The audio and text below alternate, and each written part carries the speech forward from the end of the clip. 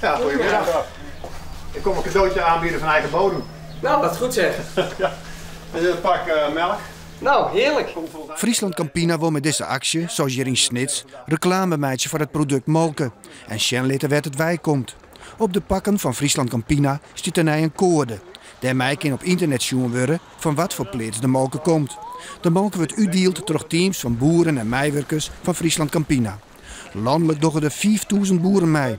En dat is een tweede pad van alle boeren die aansletten binnen bij het zuivelconcern. We zijn de grootschap dat het grootste merk van Nederland is. Maar we denken we moeten nog meer de nadruk op plaatsen dat het ons product is. Wat is nou net genau bekend?